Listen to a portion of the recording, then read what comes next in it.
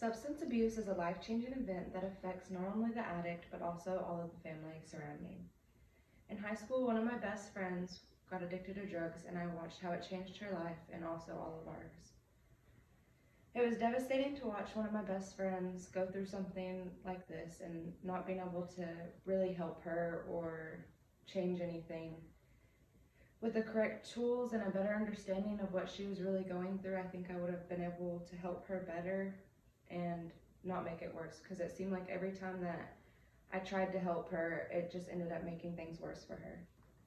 Not only have I seen the effects that it's had on one of my best friends, but also many others that I have had in my life. It's devastating to watch people that you love go through something like this.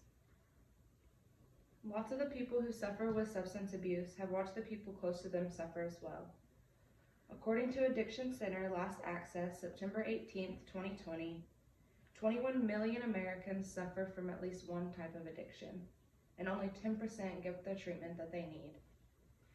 If we work together, we can break the cycle of addiction and help future generations have a better life. Today we will look into substance abuse and addiction and ways to solve this problem.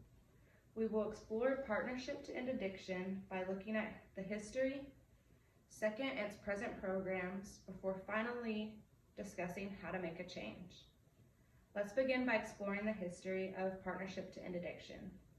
According to PR Newswire Last Access, July 8, 2020, National Center for Addiction and Partnership for Drug-Free Kids has become Partnership to End Drug Abuse. It was established in 1992 by Joseph Califino at Columbia University to transform society's perception and response to addiction disease. Now that we've explored the history, let's look at their current programs and what they do to help those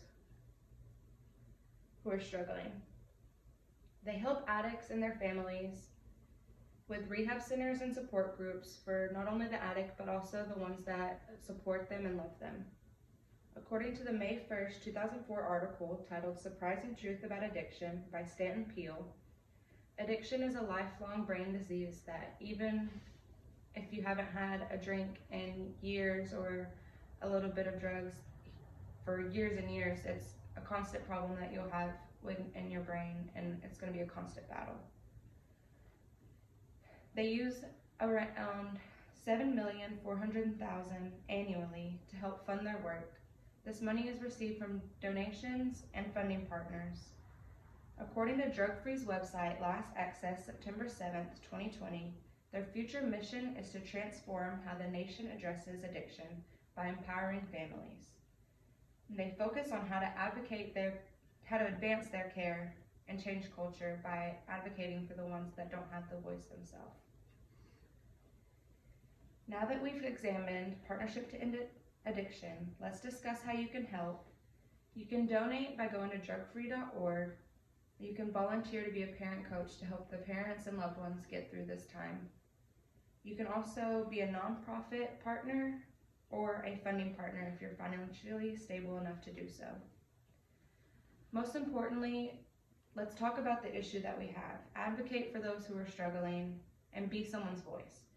Educate yourself and others, because lots of people don't know the true scientific facts about drug addicts and what it really does to not only the addict but to the families that are around them.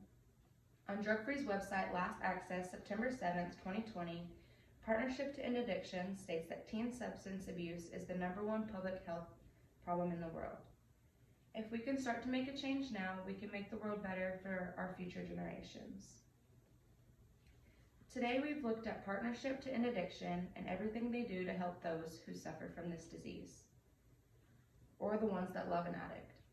We explored Partnership to End Addiction by looking into the history before finally discussing their current problems and seeing how you can make a difference. Many people that I know struggle with addiction, and lots have overcome it, and few are still struggling.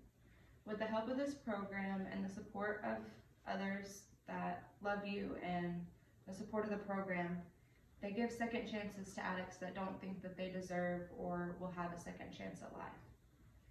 Up next is Melissa Yulgid with her organization, Faces and Voices of Recovery.